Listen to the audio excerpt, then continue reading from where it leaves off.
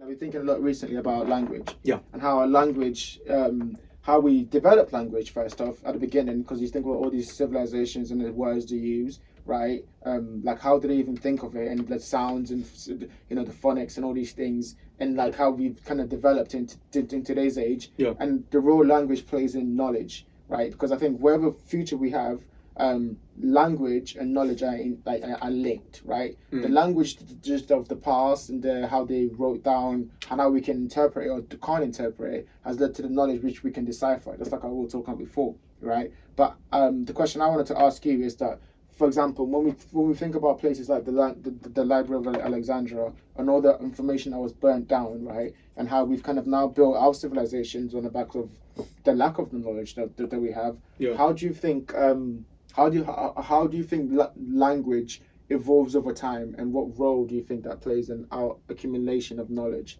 You know what I'm trying to say? Yeah. I think language. I personally view language actually as an art in itself. Says the writer. No, genuinely, because like think about it, right? If like all I work with are words, and Yes. technically by that logic, what I'm working with is sounds, because I might write something on a page, but how you read that in your internal voice or aloud or whatever, that comes down to how you speak, which then becomes a question of, well, what is speaking? It's technically music. Music is just noises, sounds strung together to form a cohesive thing. So technically, when you're talking, you could make an argument for the case that actually you're kind of singing. In that sense, what I'm trying to get at with this really long-winded bullshit answer is, I actually think that like the one true universal concept is art, and music specifically, because music, without requiring any words of any kind that would be recognizable, no matter what culture you're from, you can still understand it and go, yeah, I like that. I like how that sounds. Because really, that's all language actually is. It's just that your brain makes a different kind of association where it takes the noise of what is said to you and goes, okay, this is represented with these concepts. Okay. And that's what these things tie into. Okay, let's unpack that then. First off, do you think language is alive then? Do you think language is like a sentient being which we carry as a society through time with us? I absolutely wouldn't say it's sentient at all, but I would say that it's... I get what you're trying to say. It definitely evolves and changes. On its own, right? Not necessarily, because we're what drives language forward? It's people who use it. Therefore, if a new word comes into existence, how do you decide that word? How do you, like, who gets to decide what is a new meaning? Yes. Who gets to decide the reinterpretation of old meanings? Us. True, but it's also in the sense of like, you can, when it comes to language evolving, I think of it more as the perspective of like, it changes with the times, it changes with the people, like the kind of language you use, the way you use that language. Yes. So much of your tone of voice will indicate the kind of emotional or mental state that you're in, for example. The way that you talk to somebody, even the kind of words you use to talk to somebody. Like, if I'm like, for example, when I'm like dealing with heavier shit going on, I do find that I curse a lot more. And I think that that's almost because it's like my mind is like, this is harder, therefore I'm going to use harder language in response because it makes me feel more like I'm able to adapt better to the kind of environment I've created internally. Maybe. Or maybe I'm talking shit, I don't know.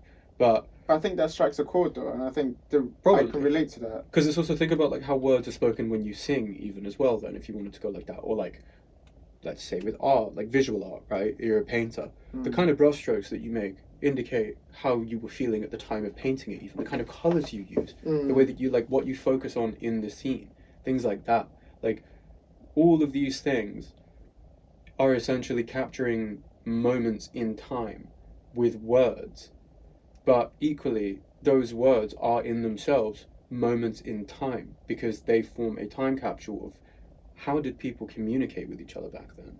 But equally, it also indicates to you the universality of language, and by extension, the universality of music, because we have music from 400 years ago or more, and it still rings just as true today as it did ever, even if times have changed. Because music, art, typically, if it's not a period piece,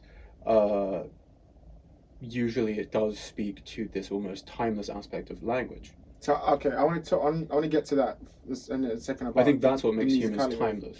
Okay, I want to get to that in a second, but I also want to think about, because I've often thought about language. So I know we watched this movie together, which was called The Waking Life. And and in that movie, there's a point where this character is talking about sounds and language, and how and she thinks in the beginning, when we kind of, primitive beings, we would make sounds in order to recognize dangers, because that's how you communicate with another species. You look like saber-tooth tiger, and we had a word for that. But over time, as these languages, we kind of evolved as a species, it became abstract. And so we had a word for love, but like something like love is an abstract word where your relation to love is different from my relation to love. And so like I might say the word love, but what I think is love is different from what you think is love. And so when you talk about music and you talk about how these things are universal, and even though we don't understand what they're trying to say, we can get the meaning from it. It's fascinating, because there is definitely a line where even if we understand the song, I think they're attaching an emotion to the word. And even if you don't understand the language of what that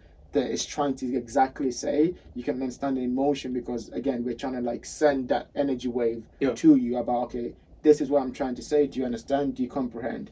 And I think in a world today that we're living in, right, to bring it to this world, we've become so abstract of so many of our emotions, because there's so much of internal wars going on, that we're almost kind of losing that kind of. I think that's more estrangement from the self more than anything, though.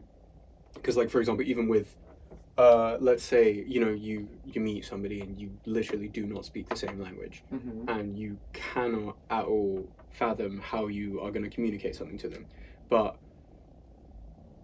weirdly, if you actually try and hear what they're sort of trying to say to you, you can almost understand it anyway. Like, if you don't understand the language you're saying? Yeah, genuinely, yeah. Like, if you really try, like, for example, say if somebody was talking Arabic to me, right? Genuinely not a fucking clue what they would say to me. At all. But based on sort of like, I mean, obviously it requires a lot of context. Let's say if I was in a restaurant, I can kind of make a jump assumption. Or like if I'm in a shop and I need something, you can do like little hand signs and stuff. I mean, a lot of language. You can fill in the gaps. Yeah, exactly. Like you can fill in the gaps with actions, or just with like other just noises even, and they'll kind of be like, I think I kind of get what you're trying to say, almost. There is like a large degree of universality to everything. It's just a question of whether or not we're actually trying to hear each other. Do you think that's where the idea of like the Tower of Babel comes from, where like different people from different cultures could understand each other, or they could understand each other, and then something happens, and then boom, now we're like kind of separated. And I think, do you think it's more of like, it's like a comment on human self, and how our lack of understanding about ourselves means even when we try to understand each other from other cultures, we're lacking that ability to connect, because we now don't have a conversion higher power, which we all kind of like believe in. And so we're all kind of separated into our own cultures and kind of become crumbling down. I think that's a fascinating idea, and I think I do too. I often thought about it like that. I think like, but when it comes to the Tower of Babel, I've always thought that was like an interesting one personally. Just because it's so weird. Such a weird idea. It's such a weird parable too. Yeah, like that.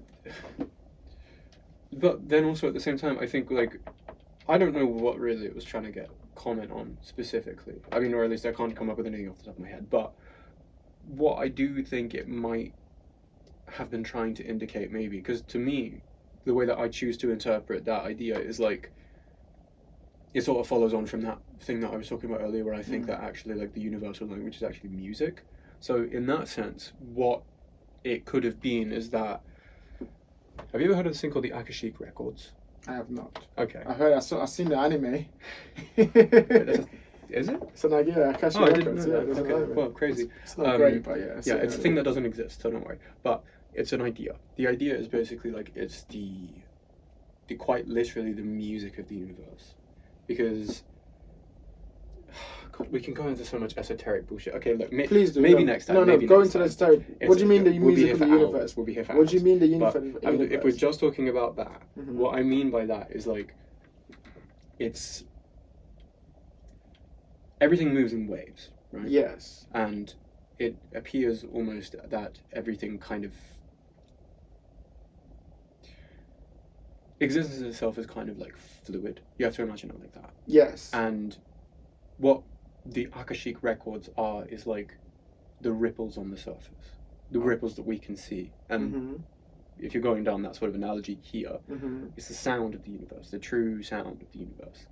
As in, of what? Like, what is it? It's literally the sound of existence. Like, you know that? Okay, take the material universe. But immaterial. No, as in, I'm talking about like just the everything universe, material, non-material, whatever you want to call it. Take for example, when you have those moments where you're just like, whoa, I'm like one with the universe or whatever. That's the Akashic records. That's you're tuning in to the frequency of the universe. Therefore, you feel completely at the mercy of the currents of the universe. So you're not in resistance, and therefore you can hear it. Can I play devil's advocate? Dude, I don't. It's up to you whether or not you fucking believe it. No, I do believe it. I'm saying, can I play devil's advocate? Yeah, go for it. But like, what I'm getting at is that, like, with the Tower of Babel story, right? What if that universal language we all spoke was actually just our connection to the Akashic records? You know, our connection, our frequency was the same as the entire universe, and we were thrown into disarray, which brought about new sounds, new languages, new music. It's fascinating too, because you think about it. I mean, the context of where the Tower of Babel comes from is a religious text, right? Yeah. So it's talking about. I think it's talking about Christ, and it's talking most about definitely God. is. Like, I'm making an enormous leap here. Yeah, like, no, you're not. No, you're not, because there is definitely a link between if we all believe in a spirit of something higher than us that we can understand, we can all tap into. That's basically like Akashic. It's the same concept as religion. It's just like separated now. That's giving form to a name and such, and I think that's interesting too. Alternatively, however, there is also you know the story of Noah's Ark? I do, yes. Yeah, did you know that actually was not a Bible exclusive? That was part of something very, very much older than the Bible. A lot of the stories in the Bible are very much older than the Bible. So yeah, but I mean specifically the story of Noah, almost one for one, was actually taken from the Epic of Gilgamesh, which came out... That small tablet? Yeah. Well, no, I mean, there's a bunch of them. There's 24 tablets. Oh, okay. Yeah. Oh, yeah, right. Well, see, that's actually something new that we discovered. Well, we kind of had the idea that, like, there were more tablets already because there was just so much of it missing. We're still missing a lot of it, by the way. So even the book that I have about the Epic of Gilgamesh is not the complete works of Gilgamesh. Someday, maybe. But what is it saying about the Noah story? It's literally the Noah story. Literally, one for one, the Noah story. Same concept. God comes to him and is like, yo, I'm going to flood this bitch. Yeah. So get 2 of every animal, get all your friends, build a big boat, and chill, and then see what happens. And sure enough, Gilgamesh is like, alright, cool. Or whatever the fuck happens. And then he does. And the story plays out one for one exactly the same. What do you think this tells us about human beings and about ourselves? Well, it speaks to the cyclical nature of it, doesn't it? You keep talking about that concept of entropy. Do you know what entropy actually is? Like, where it's the spiral concept, right? Yeah. That idea of the spiral has been present and is quite literally present in everything. Everything has spiral. It's all spirals. You know, there's a really, really, really good story that actually explains this perfectly. You might have heard of it, actually.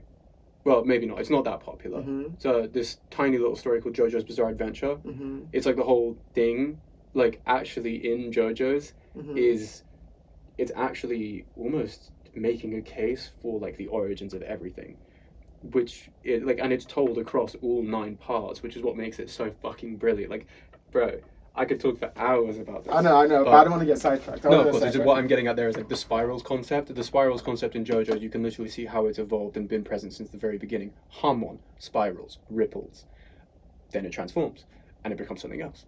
And then it continuously just becomes something else. And it's just this continuous spiral of, like, you know, things getting renewed, like old concepts recurring back around. It's literally the concept of entropy. I think it's very fascinating. What do you think that says about, because I'm thinking now about like how we take that understanding into like that information that we receive, how we take it into knowledge and how we apply it to ourselves, right? Because I think that like you're right, it is a spiral, and I think human beings go through the spiral within our lives too. Like the whole universe is in a spiral. Also, it's Our really hot in civilization, here. I know. Oh. The universe is a spiral. Yeah. Our civilization. You're wearing a fucking hoodie. That's why. I am, yeah. Your universe is a spiral. Our civilizations are in a spiral, and also even us internally, we're always going through a spiral, and we're always having to try and remember ourselves. Yeah. I think this is something I wanted to talk about too, about the idea that we always have to kind of have this kind of like cyclical nature of experiences. Yeah. And so, like, do you know about the idea of the remembering self and experiencing self? How so the idea basically goes like the experiencing self is the self that goes through all the experiences that you go through. So the texture of the experiences that you go through when you're in it. Like right now, we're having a podcast episode and you're here. You can remember, if I told you what happened 2 seconds ago, you remember.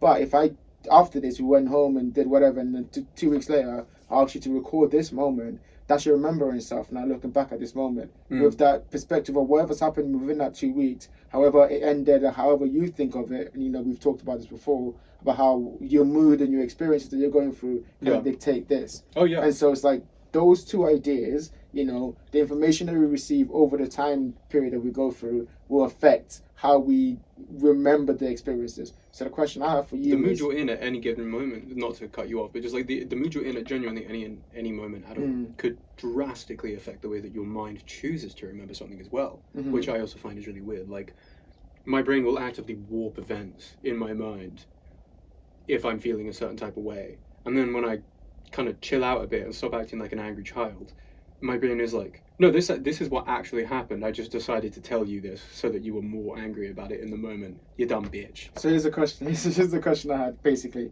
What do you think is more real? Having that idea in your head, then, is it our experiences or our memories? Do you think our experiences are more real to us and more helpful to us in terms of our progression on knowledge of self, or do you think it's our memories?